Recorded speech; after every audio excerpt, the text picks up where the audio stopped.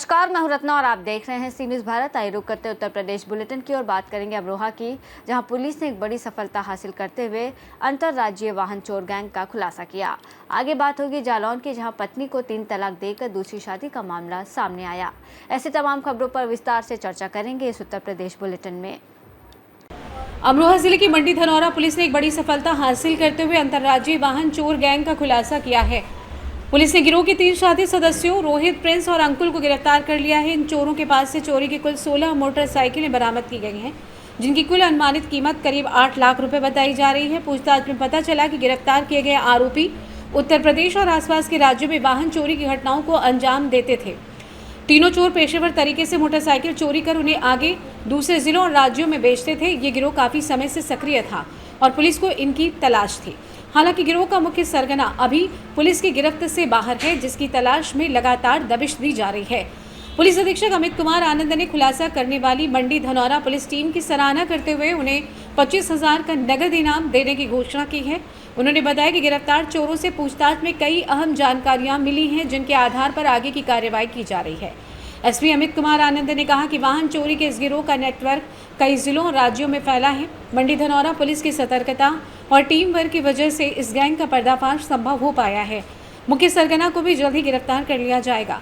आइए जानते हैं इस विषय में पुलिस अधीक्षक अमरोहा अमित कुमार आनंद का क्या कुछ कहना था।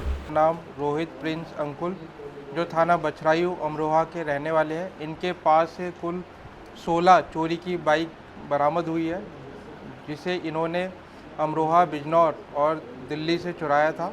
इन्होंने पूछताछ के क्रम में बताया है कि ये ऐसी बाइक्स टारगेट करते थे जिनके लॉक पुराने होते हैं, उनको खोलने में इनको आसानी होती है, और इन्होंने ये बाइकें अमरोहा, बिजनौर और दिल्ली क्षेत्रों से चुराई थी और ये अमरोहा के आसपास के क्षेत्रों में कम दामों में 12 से 15,000 रुपये में ये बाइकें बेच दिया करते थे। टीम ने बहुत ही सराहनीय कार्य करते हुए इसमें 3 अभियुक्तों की गिरफ्तारी करी है। इनको गिरफ्तार करके जेल भेजा जा रहा है। इनका एक साथी फरार है, ऋषिपाल, जिसकी शीघ्र गिरफ्तारी सुनिश्चित की जाएगी। इनके ऊपर पूर्व में भी आपराधिक इतिहास है, पूर्व में भी इनके ऊपर चोरी के मुकदमे पंजीकृत किए गए हैं। इस सफल अनावरण के लिए पूरी टीम को मेरी तरफ से 25,000 रुपये का। अमरोहा से सी न्यूज़ संवाददाता गौरव श्रीमाली की रिपोर्ट। जालौन में सिरसा कलार थाना क्षेत्र में पत्नी को 3 तलाक देकर दूसरी शादी का मामला सामने आया। झोला छाप डॉक्टर के बेटे ने दूसरी शादी करने का प्रयास किया। पति लतीफ बिहार राज्य में करने गया था शादी। पीड़ित पत्नी की शिकायत के बाद पुलिस की तत्परता से पति के मंसूबे हुए विफल। पुलिस के समझाने के बाद भी पति पत्नी को साथ ले जाने को तैयार नहीं। हाथ में मेहंदी लगे पति को पुलिस ने लिया हिरासत में। थानाध्यक्ष ने पीड़िता को कार्रवाई करने का दिया आश्वासन। ये पूरा मामला सिरसा कलार थाने का बताया जा रहा है। आपका क्या नाम है? नाजरीन। किस जगह की निवासी है? कोठौन। आपकी शादी कहाँ हुई थी? उमरी।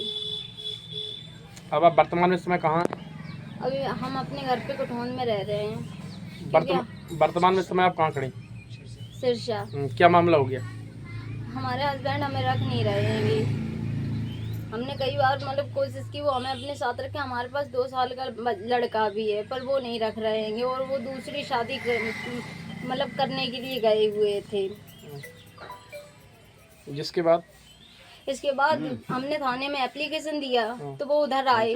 सब लोगों ने उन्हें समझाने की कोशिश की कि इन्हें अपने साथ ले जाओ। हमने भी बहुत कहा कि हमें अपने साथ ले चलो। वो कहने लगे हम इसको नहीं रखेंगे, नहीं रखेंगे।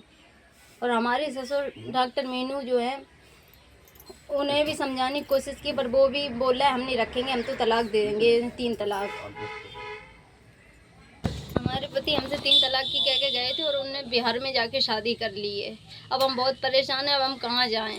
हमने एप्लीकेशन दी थी सिरसा थाने में, तो उन्होंने अभी उन्हें पकड़ के रखा है उधर। अब हम बहुत परेशान हैं, अब हम क्या करें, कहाँ जाएं अपनी बच्ची को लेकर। पुलिस ने आपसे क्या कहा? पुलिस ने हमसे कुछ नहीं कहा। हमसे कहा हम क्या कर सकते, जब वो नहीं रख रहा तो हम जबरदस्ती आपको। जालौन से सी न्यूज़ संवाददाता निखिल तिवारी की रिपोर्ट। बड़ी खबर जनपद ललितपुर की तहसील मडावरा से सामने आई, जहां न्याय तहसीलदार मडावरा के खिलाफ अधिवक्ताओं की जंग जारी है, जिसको लेकर आज अधिवक्ताओं ने तहसीलदार कोर्ट में लगाया ताला। ये देखते हैं अधिवक्ताओं एवं उप जिलाधिकारी मडावरा की बहस। साहब, इनको यहाँ से किसी दूसरे तहसील में शिफ्ट कर दिया जाए। पीएसपी अधिवक्ता बंधुओं द्वारा हमको ज्ञापन दिया गया और उस ज्ञापन को मैंने आवश्यक कार्रवाई हेतु तत्काल जिलाधिकारी महोदय को भेज दिया था। और कल रात को एडीएम साहब का हमारे पास फ़ोन आया था कि अधिवक्ताओं की मांगों को देखते हुए तहसीलदार जुडिशियल श्री राठौर जी को किसी और तहसील में कर दिया जाएगा। इस आशा का फिलहाल हमारे पास अभी कोई लिखित कोई लेटर नहीं आया हुआ है जी। और मुझे लगता है कि अगर ऐसा पत्र आ जाता है और आदेश आ जाता है तो इनका ट्रांसफ़र किसी दूसरे तहसील में हो जाएगा जी। इस प्रकार से हमारे अधिवक्ता बंधुओं का जो समस्या है उसका निराकरण हो जाएगा। ललितपुर मडावरा से सी न्यूज़ संवाददाता राकेश कुमार बैद की रिपोर्ट। मुरादाबाद भगतपुर थाना क्षेत्र के गांव समदा चतुर्भुज में रविवार की शाम को बूढ़े बाबा मनोकामना मंदिर के पास बने अमृत सरोवर में गर्मी की वजह से कपड़े उतार कर नहाने गए व्यक्ति की गहरे गड्ढे में जाने से पानी में डूबकर उसकी मौत हो गई। सोमवार की सुबह मंदिर पर प्रसाद चढ़ाने आए श्रद्धालुओं ने अमृत सरोवर के तालाब में शव को तैरते देखा। इसकी सूचना स्थानीय पुलिस को दी। पुलिस ने घटनास्थल पर पहुंचकर ग्रामीणों की मदद से शव को तालाब से बाहर निकाला। ग्रामीणों ने शव की पहचान हरिद्वारी उर्फ राजेश पुत्र हुरे सिंह निवासी डकारी थाना कोतवाली जिला संभल के रूप में की। ग्रामीणों ने बताया कि मृतक अपने बहनोई विजेंद्र सिंह पुत्र सुखी सिंह एवं दामाद अतुल निवासी समदा चतुर्भुज चौकी मानपुर थाना भगतपुर के यहाँ एक सप्ताह से मेहमानदारी कर रहा था। सूचना पाकर विधि विज्ञान टीम भी मौके पर पहुंची और जानकारी एकत्रित की। पुलिस ने शव का पंचनामा भरकर पीएम के लिए भेज दिया है। इस संबंध में थाना प्रभारी रविंद्र प्रताप सिंह ने बताया कि शव का पंचनामा भरकर पोस्टमार्टम के लिए भेज दिया है। अभी तक परिजनों की तरफ से कोई तहरीर नहीं मिली है। आइए जानते हैं इस विषय में क्षेत्राधिकारी ठाकुर द्वारा रुद्र कुमार का क्या कुछ कहना है। ये हरिद्वारी उर्फ राजेश पुत्र भूर सिंह निवासी ग्राम ढाकारी थाना कोतवाली संभल का रहने वाला था।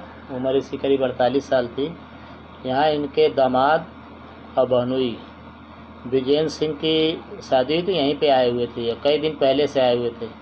इनके दामाद वगैरह से पूछताछ की गई तो बताया कि नशा शराब वगैरह का आदी थे। कुछ ज़मीन भी थी उसको भी बेच दिए। आज ये जो है तालाब के बाहर अपना कपड़ा वपड़ा उतार कर नहाने के लिए गए। संभवतः नशे में थे और डूब गए। सूचना मिली तो उनकी बॉडी निकलवा करके पंचायतनामा भर के पोस्टमार्टम के लिए भेजा गया है। और पीएम रिपोर्ट आने के बाद और जो विधिक कार्रवाई होगी आवश्यकता अनुसार की जाएगी। कितनी उम्र होगी? 48 ईयर्स। मुरादाबाद से सी न्यूज़ संवाददाता जाबिर की रिपोर्ट।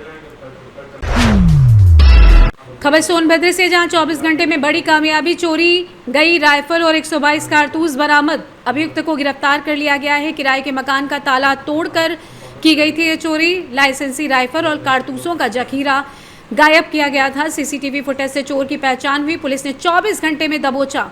गिरफ्तार हुआ सूरज कहार नाम का आरोपी। आपको बता दें कि पूछताछ में कबूल कर लिया कि मकान खाली देखकर 2 कमरों के ताले रिंच से तोड़े। नकदी नहीं मिली तो राइफल और कारतूस समेट ले गया। चोरी का सामान रेलवे फाटक के पास किराए के कमरे में छिपा रखा था। रॉबर्ट्सगंज कोतवाली क्षेत्र के अम्बेडकर नगर कॉलोनी का ये पूरा मामला बताया जा रहा है। सोनभद्र से सी न्यूज़ संवाददाता राजेश गोस्वामी की रिपोर्ट। सोनभद्र में उत्तर प्रदेश सरकार में कैबिनेट मंत्री ने सोनभद्र दौरे पर बड़ा बयान दिया है। उन्होंने कहा कि उनकी पार्टी को तोड़ने के प्रयास लंबे समय से किए जा रहे हैं, लेकिन हर बार सख्त जवाब दिया गया है। मंत्री ने स्पष्ट चेतावनी देते हुए कहा कि जो जैसा करेगा उससे 5 गुना बड़ा जवाब दिया जाएगा। इंजीनियरिंग कॉलेज में छात्रों से संवाद के दौरान मंत्री ने सिंगापुर भेजने से लेकर एआई सेंटर तक की बड़ी घोषणाएं की। वे मीडिया से बात करते हुए विपक्षियों को और अपने ही दल के असंतुष्ट नेताओं पर भी तीखे शब्दों में हमला बोला। राजकीय इंजीनियरिंग कॉलेज सोनभद्र पहुंचे योगी सरकार के कैबिनेट मंत्री आशीष पटेल छात्रों से सीधे संवाद करते हुए एक से बढ़कर एक बड़ी घोषणाएं की। मंत्री ने ऐलान किया कि कॉलेज में जो छात्र पूरे यूपी के इंजीनियरिंग कॉलेजों में प्रथम स्थान लाएंगे उन्हें सरकार की ओर से निःशुल्क सिंगापुर भेजा जाएगा। इतना ही नहीं, मंत्री ने कहा कि सेकेंड ईयर के छात्रों को नोएडा के डाटा सेंटर का शैक्षणिक टूर कराया जाएगा, जिससे उन्हें आधुनिक तकनीकों की समझ मिले। धार्मिक आस्था को लेकर दिए गए विवादित बयानों पर भी मंत्री ने प्रतिक्रिया दी। एसटी हसन द्वारा कांवड़ियों पर दिए गए बयान को गलत बताते हुए उन्होंने कहा कि किसी भी धर्म की आस्था पर गलत टिप्पणी स्वीकार नहीं है। पंचायत चुनाव में गठबंधन पर पूछे गए सवाल पर मंत्री ने कहा कि अभी इस पर निर्णय नहीं हुआ है। सोनभद्र से सी न्यूज़ संवाददाता राजेश गोस्वामी की रिपोर्ट। फिलहाल इस बुलेटिन में बस इतना ही। देश और दुनिया की तमाम बड़ी खबरों के लिए देखते रहिए सी न्यूज़ भारत।